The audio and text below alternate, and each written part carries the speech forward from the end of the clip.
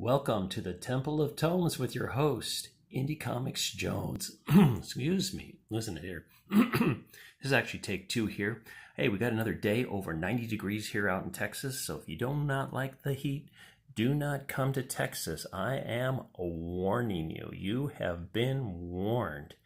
Okay, this is FairLady issue 2. It is an Image comic, and it is a complete FairLady mystery. If you're wondering what a FairLady is, it's a lady detective, apparently in this imaginary realm here, called the Feld.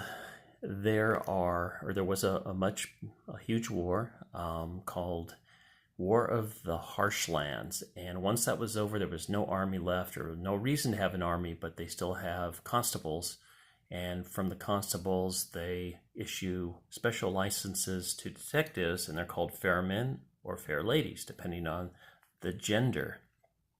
Our hero here is Jenner Foltz, and she was actually in the army. She enlisted as faked her credentials as a man, and got in the army, fought, and now she is the first lady detective here. The book itself is written by Brian Shermer, and he has also written Blackjack Ketchum, which was an Image imprint. Also, he wrote Ultrasylvania, which was his own private comic that he put out. Claudia Balboni is the artist, and she's done a number of other things. She also did Blackjack Ketchum with Shermer, but she's also done a number of titles for IDW. It's like Star Trek and True Blood and Jericho, just to name a couple. And she's also done some Xenoscope, like Robin Hood and Grim Tales of Terror. If you're familiar with Grim Tales, they're the ones with the lovely ladies with fleshy orbs partly covered in specific areas. So you might want to check that out if you do like the art in here. I do like her artwork. The story, however, it's lacking. This is a total not recommend. The story is confusing. It's slow. There is hardly any action that takes place. Everybody's pretty much talking. Jenner's actions are pretty much just interrogation and questioning people throughout the whole issue. The clues are hidden. They're not really exposed to the reader ever at all, so it's really hard to put the story together, how she figures everything out. And it revolves around a fairman who's dead. So it's the dead fairman mystery. He is supposedly gotten attacked by a dragon and then was consumed by its flames, so there's nothing left. But the wife has hired Jenner to find out what really happened. Well, early on we find out it probably wasn't a dragon that killed him. And all the males in here are pretty much very stereotypical. They're all the same. They look different, totally different, but they all act exactly the same. Even the villains, they're just the same. Everything's stock. I will give Jenner this. She did make one white male friend in this, so things are moving up in the world for her. As far as Jenner goes, she's a character that is not very interesting. She's mean. She's not humorous at all. There's been no growth through these two comics as a character. She's the smartest person on the planet, and she's got no empathy for anybody. And, there's no backstory really other than the little blurb that says that she was in the army once and then she became a fair lady detective. So not super interesting, unfortunately. And this is a story that has a lot of mystery and magic, and it has a great fantasy element to it, and none of those are used in the story. So I'm not sure what the writer's thinking here. For instance, there's like this mystical ball. It never really explained what's going on. That is the tower that she guards, but she spends most of the time in what they call the Fell, which is a robot armor that I'm assuming it's a robot armor that has fallen in the war. I'll give you a picture of that real quick. Actually, there's a better picture in the other issue. Right off the bat, so you can see how interesting that is. There we go. And they've actually built the town within here. Now, they don't utilize the robot for any of its elements or its features or anything like that, so I'm assuming they used it maybe just for shelter from the elements, but I'm not sure, or just as a fort, but it's not really complete as a fort.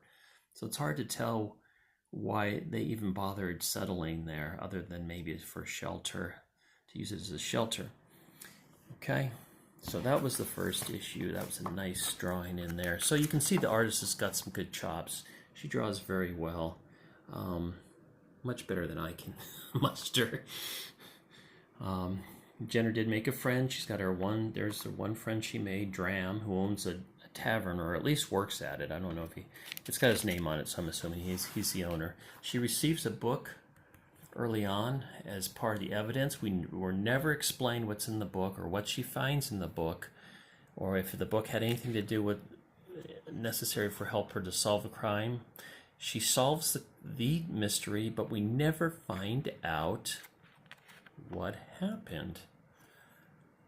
This comic shipped about 8,000 units when it came out. I believe it was February 2019. And then there's a 3-issue arc after this.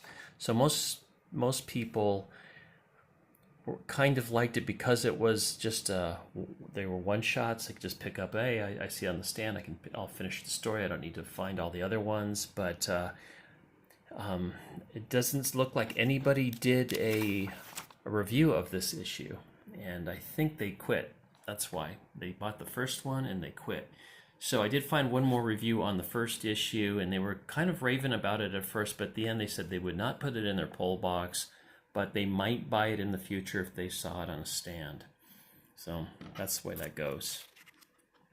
The other interesting thing about the cat creature, I don't know if he likes being called that, but somehow he has this huge sword. It's huge, and I'm not sure where he has it because it never shows up. And now we'll take a look at all the action in this book, and it's these 3 panels right here. That's it, the whole fight scene. So you don't get a lot of bang for your buck in this book. Now I'll show you the best thing in this book that I liked, and this was, she does the Mal Reynolds maneuver here, and that is shooting the villain in the middle of his monologue. So that was that gave me a little bit of a chuckle. So that was the highlight for me. Otherwise, it's just these weird dream or memory sequences that looks like kind of kitty drawn stuff. She kind of explaining the story of how she figured out who the criminals were in here, but I'm telling you, it's totally not clear. I read it twice. I skimmed it like 3 more times. Used a magnifying glass trying to see if there was something written that I was missing on one of the items. I could find nothing. So I'm thinking the writer works off an outline, and then he doesn't go back and fill in things, because this was like this in the first issue too. There just seemed like there were these holes and gaps. He's not using the world around him. He's not good at world building. He's got this beautiful world to use, and he doesn't use it at all. So that was very frustrating as well. I think he could really improve the story. So he could go back, someone could go back and write a much better story just using the elements that are presented here. But unfortunately, we do not get that in this book. And as you can see, there's nothing really going on in here. It's just them sitting around, being questioned, maybe drinking a little something, mead, beer, water, I don't know. It's not really explained. And then there's a couple spots where she's at different libraries. So I not recommend I will get to the other 3 issues in the future. I don't know if I'm going to spend the time, because I spent a lot of time on these first 2 issues just trying to figure out what was going on, and it was frustrating, very, very frustrating read. So it is a not recommend, just like the first one. You know, if someone gives it to you free, fine, but other than that, I would stay clear. But that's what I got for today for issue 2 of FairLady. This is Indie Comics Jones signing off from the Temple of Tomes. Take care. See ya.